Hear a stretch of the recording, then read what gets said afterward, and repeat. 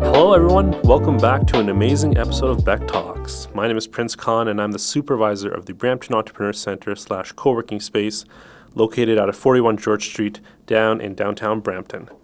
If you have a business or are an entrepreneur and looking for resources to start and scale your business, come reach out to us and visit our website at www.brampton.ca/BEC for more amazing resources. We're more than happy to help you out. And today we have a very special topic that we get questions for all the time. So we said, why not bring in an expert who can give us some guidance on how to really find the right funding for their specific business. So today we're going to be speaking with Naren, partner, specialty tax practice for the SR&ED program, and he works at Doane Grant Thornton. Naren specializes in helping small businesses acquire grants through the SR&ED programs offered by the Government of Canada. Naren, welcome to the show, and we look forward to hearing about all the ways that small businesses can access funding to help scale and grow their company. Great. Thanks for having me. Absolutely. So why don't we start by getting a quick introduction. Tell us about yourself, who you are, and give us your life history. Sure. How much time do we have? All day. No, for sure. So just to kind of, I had a sort of interesting career path. I wasn't always in this government funding consulting space. So I actually started off in school. I went to school for computer science. So I always had a knack for I would say problem solving and at the time when I was school, sort of dating myself a little bit, but I think .com, and there was a big boom for internet businesses and just kind of growth of software in general and IT in general. So that's where I kind of started off, and I worked in coming out of school in organizations such as IBM, and I did a lot of software development testing, that sort of thing. Then a few years in, I had an opportunity to make a bit of a career change. I was presented with kind of a consulting opportunity. This was at a Big Four firm. And it was really around the SR&ED program, which at that point I had never even heard of. I didn't know. I didn't even know I heard about this acronym SR&ED. And they, the way I kind of got into it was they wanted someone with a background in technology, who understood technology, but it wasn't a role in developing software per se. But it was getting to learn about businesses and helping them from an R&D perspective. So getting an understanding of their projects and seeing how their projects could potentially fit government funding in Canada. And I kind of took a bit of a leap at that time, and I think I'd say from that day I was kind of hooked. I was really hooked on the side of being able to help businesses. It was a very dynamic role, being able to go out and see clients and understand, again, their business and kind of learn about all the cool and innovative things that they're doing. And so, I'm still in it to this day, and I really, that's kind of the part of the job I really like is just, again, being at the forefront of innovation and technology and just, helping companies grow and helping them meet their needs. And I think it's, we'll get into it in the conversation, but I think it's as imperative as it is now. And now with everything that we're seeing and kind of, with some of the uncertainty that we're seeing, I think it's more so important than ever for companies to access funding. So the role has evolved, but effectively, what I do, and I think, Prince, you kind of alluded it off the top, but it's, non-dilutive government funding is a critical component for businesses. It's a critical component of their strategy. So just as you would look at different funding avenues, whether you're going out to, get external funding or, looking at dilution and things like that, we see government funding and non-dilutive funding as just a very essential part of a company's life cycle. And so I always say, if there's funding out there, we want to make sure that you can access it. Is it easy? Is it free? No. And that's part of the complexity. And so that's where, myself and our team really come in, is to identify what are these programs, help our companies navigate and apply for these programs, and then also any sort of compliance and administration, making sure that the process goes smoothly. So that's essentially it in a nutshell. Amazing. Well, great introduction from computer scientist to tax professional, SR&ED programs. Helping small businesses is one of the key things I got from that as well. I feel like you're in this because you really care about the small business community. And they appreciate you because you're able to get them started and help them scale and grow, where a lot of government programs at times are really limited in terms of their resources and their capacity. So good for you, Naren. I appreciate what you're doing in the community. So SR&ED, we hear about it all the time. I've heard about it so many times. But tell us about how does the SR&ED program really help small businesses in Canada? Yeah, absolutely. So SR&ED, the acronym, first of all, stands for Scientific Research and Experimental Development. It's the Government of Canada's largest tax credit, tax incentive program by far to incentivize Canadian companies to perform R&D. So essentially the name of the game for the SR&ED program is innovation. It's doing something that's cutting edge, doing something that is somewhat unique in some way. So the idea, again, is it's not a credit that everyone can certainly access, but the idea is it does have applicability for many companies. And in fact, the benefit of the SR&ED program, I would say, is definitely more for the small, medium-sized business. So there are large companies that do take advantage of SR&ED. I would say companies that are non-Canadian companies that are setting up R&D centers in Canada can certainly take advantage of SR&ED. But the sweet spot of the program is, I would say, those homegrown small companies, because it is essential as part of their scale, being able to scale and grow. And the way that it benefits small companies is any costs, and primarily it's focused around the manpower and the resources that you have that are doing the work. Those could be both internal employees or external contractors. There are some other overheads and material type costs that qualify. But the idea is if you're spending a lot of money on R&D, and a lot of companies in R&D mode are burning cash, how do you recoup some of that money to reinvest and continue doing that R&D or invest in other facets of the business? The SR&ED program is a fantastic way to do that, because you're looking at, we won't get into all the numbers today, but up to about 60 cents on the dollar as a return on qualifiable R&D expenditure is quite good. And Canada's program, in fact, stacks quite favorably to other R&D.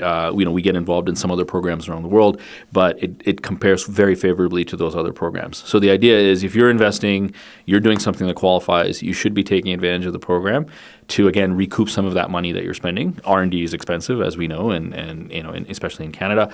And the beauty of the program also is that you can be claiming this every year. It's not sort of like a one-time grant where you can just do SR&ED and you're done with it. No, like you're gonna, as a company, you got to file a corporate tax return each year.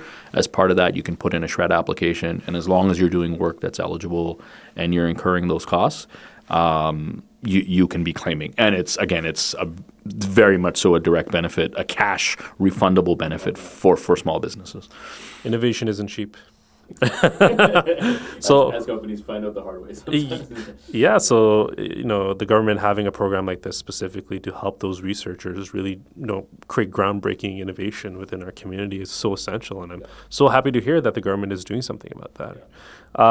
So obviously with research and with the SR&ED program, there's challenges, and the challenges could be that the research didn't work, or the SR&ED program is they're just not eligible for that program. So what are some of the challenges that you're seeing with the SME world? Yeah, I think it's part of the challenges with the SR&ED program is that they have. It's a tax credit, so there's a certain amount of money given out each year. So I think last year we saw about $4 billion given out in tax credits, about 22,000 applicants in a given year.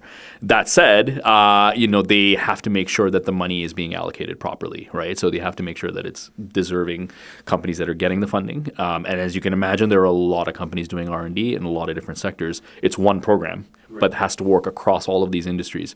So while I like to tell companies, like, the bar is not, hey, you have to be necessarily the next Google or Microsoft that's doing something that no one's ever done before. It's not that level of scrutiny, I would say. But at the same time, it can't just be something that has been done or has been done in some capacity before.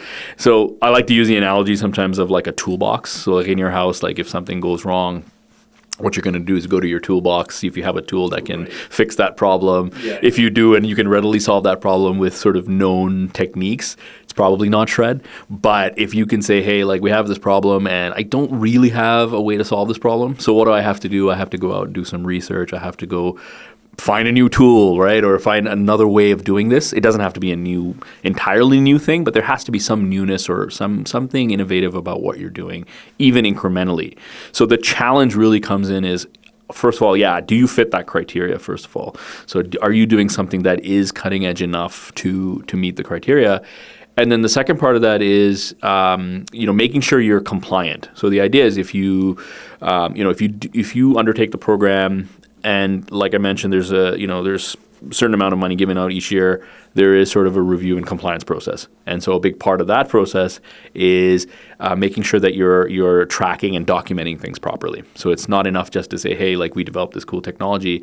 You have to be able to prove that the work was obviously undertaken in this time frame by qualified individuals. And so a big part of the compliance and the big challenge that we see companies run into is accounting for your R&D, making sure you're tracking your expenditures, making sure you're tracking your activities.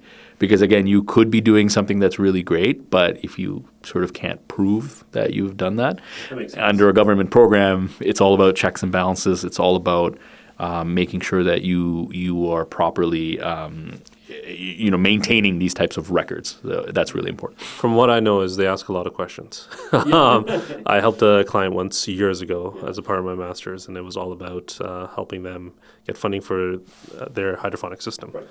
And the amount of questions that they had and the amount of information that they required, if you're not keeping track of that, you're absolutely right. It's not going to help your case in getting that funding, right? So, how do SMEs typically sort of benefit from this SR&ED credit, and what does it impact in terms of their cash flow? Yeah, so for sure. It's and the nice thing about an SME, a Canadian company, is it's a refundable credit. So a refundable credit means essentially if you're not taxable, which means, and a lot of my clients are in a position where you're not even commercializing yet, so you're not making any money, you're not paying any taxes. So the beauty of the program is it's a refundable cash credit. So essentially any money that you invest in R&D in a given year, you could be getting, like I said, up to 60% potentially back as a cash refund each year. You can take that money. The government doesn't even stipulate what you need to be doing with that money per se. So in a lot of cases, it's reinvesting in R&D, making new investments, diversifying your product lines. It just gives you more runway, frankly, to do the things that you may not be able to do without having this kind of program in place. The benefits there are pretty clear for an SME, and I always, anytime I'm talking to a company, one of the first questions I always say is like, are you guys spending money? Are you doing SR&ED? Are you looking at government grants? Just because it's so accessible, and the idea is you're almost missing out, right? If you're not kind of doing it. Sometimes you might think about, like we're going out for external funding or raising money, or angel VC, friends, family. This should be part of that strategy, just because it's there and it's available to companies. So I think it's really part of. We like to look at it as part of your overall funding strategy. So when you're looking at funding, just make sure you're looking at, just like you would look at the banks and looking at groups like the BDC or EDC or other groups. You want to make sure you have a good a good procedure process in place to capture government funding. So I think it's pretty clear. When you would want to do it, you want to do it as whenever you can, and as long as you fit the criteria. And again, SMEs are more of the beneficiary of this program. So larger companies, just for your knowledge, often cases won't get those refundable credits. They're more getting it as an offset for their tax, which makes sense. As you grow as a company, you become taxable. These benefits are there, but the higher, more refundable, enhanced rates really do fall for the Canadian SMEs. So that's the importance, I would say. So you mentioned the word when you're eligible. So that leads me to the next question on timelines. How long does it actually take to get funding from the SR&ED program? Yeah, it's pretty good. So what happens is, as a company is incorporated and incurring these R&D expenses, one of the requirements, obviously under Canadian tax law, is you have to file a corporate return. As any entity or any individual, for that matter, has to file a tax return each year. So what can happen is you just want to get into the habit of, there is an associated sort of schedule that goes alongside your tax return called the SR&ED schedule, and the each year that you have these expenses, you can be filing a claim. So you just want to get into a habit of, hey, it's tax season. Do I have anything that could qualify for SR&ED?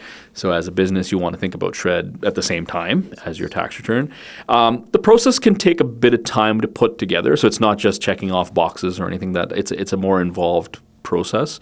So there's kind of a technical component and a financial component. So when we're helping our clients, we like to say just make sure you leave aside some time. Maybe it's a month or two to make sure you put your claim together. Once the claim is filed, it's pretty good. The government, within usually 60 days, I think that's their current service standard, will make a determination. So they'll say, okay, we're not going to review your claim. We've accepted. They have like a risk screening that they do, and so within that 60 days, you're refundable. You get your cash back, and that's it.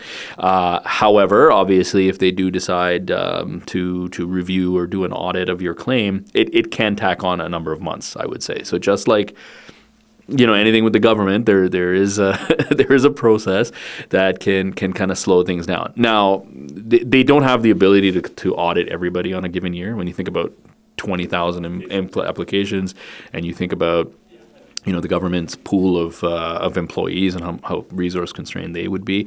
So it's a bit of a random sampling, we find. So if you have maybe a large claim in a given year, you're probably more prone to getting reviewed. A company that's had success for a number of years and kind of doing a similar type work, and there's been a sort of comfort level with the CRA, usually you're going to be okay. But that also stresses the importance of doing things the right way to begin with. It's like if you get off on the wrong foot with the government, like sometimes it's very difficult sometimes to convince them of what you're doing. So and it goes back to your earlier point of making sure your paperwork is intact and you're keeping track record of everything. Because if you're not, then just like if anyone has ever been in like a personal tax audit situation, it's very similar. Receipts, making sure you have things documented. So that's the timeline, I would say. No, that's fair. Beyond SR&ED, what other government programs are you aware of that Canadian SMEs can take advantage of? Yeah, so SR&ED is the by far the largest on the tax credit side. So just to kind of close the loop on tax credits, there are some other programs. Some fall under, there's a group called Ontario Creates, and other provinces have similar groups, and they have a series of digital media tax credits. So for any companies that are intense in gaming, there's also film and television tax credits, kind of more media-focused programs. So there's a suite of programs that fall under that, which, again, if you're doing things in that space, could be very applicable.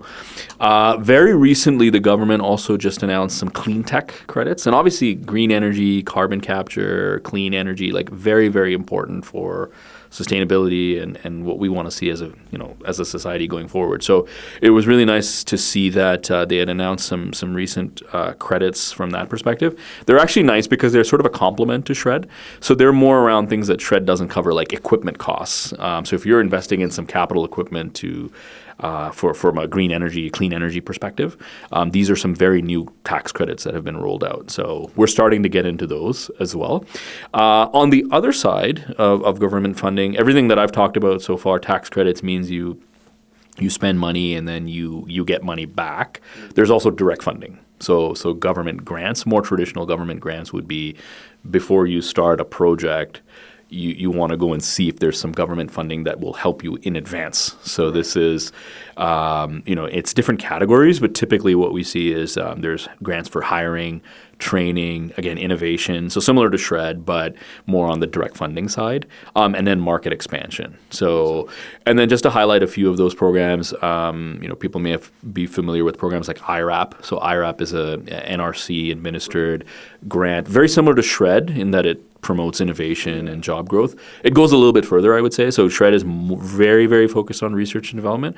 IRAP also takes it almost one step further around like commercialization and leading to economic job growth in Canada. It's almost like a pre-approval grant process. So they'll say, hey, like you've got this cool new innovation that you're going to come out with. What we're going to do is we're going to subsidize maybe 50 to 80% of some engineer's salary upfront. So the key thing with these is upfront. So it's not a subsidy. So the idea is you want to plan in advance to capture some of these government grants and get a sort of pre-approved. The other ones that we see around like hiring, I should mention there's like co-op tax credits for like universities, if you're hiring students. Those are very, very important. And I would say even subsidies for new grads. Typically we see those in sort of STEM So there's a lot of subsidies for hiring, and those are really important. And then on the market expansion side, there's a really important, a program that just reopened again called CanExport, administered through EDC, so Export Development Canada. This is a program that promotes, you taking your product or service to a market outside of Canada. So the idea is like, are you going into a new market to sell? And some of the costs that it covers are typically things like, travel, attending trade shows, marketing. So it's an export type grant. So there's a lot of grants. I'll say that. Those are some of the ones. The thing with the grants is, and again, the nuance and the challenge behind grants is, while SR&ED is somewhat, let's call it predictable, as predictable as it can be, grants tend to be a little less predictable. So you could have a grant intake come and it might close in a few weeks. You might have a program that doesn't have current funding, because direct funding means we have a certain amount of money that we can give. It's not a product of a spend. It's just here's an allotment of money. Yeah. So the challenge that we see on the grant side is just making sure that again, you qualify, but also you fit kind of the timeline of when these programs are available. That makes sense. I do have one final question for you. What would you give in terms of advice for SMEs that are looking to explore government funding options for the very first time? There's one really good resource. I know we're doing this in audio, but there's a business benefits finder link that the government of Canada has set up. I strongly encourage everyone to kind of start there. What it is it's like it's almost like an intake form, and you fill out a few questions saying, hey, like I'm in this industry, I've got maybe this many employees, this is what I'm trying to do, what I'm looking for, and it'll actually generate a listing of programs that are available. So everything that I talked about, tax credits, government grants, it'll even list like university, accelerators, incubators, all kind of the full landscape of kind of what's available. And actually just very timely, you probably heard about some of the tariff relief initiatives and things like that. So what they were doing during COVID time, as an example, they were listing a lot of those wage subsidies and stuff like that, a lot of the supports. So I'm assuming those are going to get updated with some of the tariff-related stuff. But it's a great resource to start, just to kind of take a look at government funding. The other suggestion I would have is just look to work with somebody who has familiarity in the space. Because I think part of the challenge is like for entrepreneurs, and I deal with entrepreneurs every day, is you're so focused on your business, and it's hard, it's just finding time and making the time and understanding the space. So just like you would outsource, accounting or legal, you want to probably do that from a government funding perspective as well. So just find like a reputable partner who who does this on a day-to-day basis and can help. It's a fair point, because you're the jack of all trades, and you obviously have limitations to how much time in the day you can spend, right? Naren, it's been an absolute pleasure, and thank you so much for your time today. Lots of insights from SR&ED and a lot of good programs that I actually learned about a few new ones myself. So, and I truly appreciate you coming out here, and hopefully the listeners are able to take some of this information away and take advantage of some of the things that they've learned from today's session. With that said, if you're a business looking to accelerate or even are interested in entrepreneurship, again, visit us at 41 George Street at the Brampton Entrepreneur Center. Naren is from Grant Thornton. Please feel free to reach out to Naren if you have any questions about funding specifically. And if you want to come to the Brampton Entrepreneur Center, we can give you free consultations and advisory services to help start and scale and grow your business. Until next time, take care.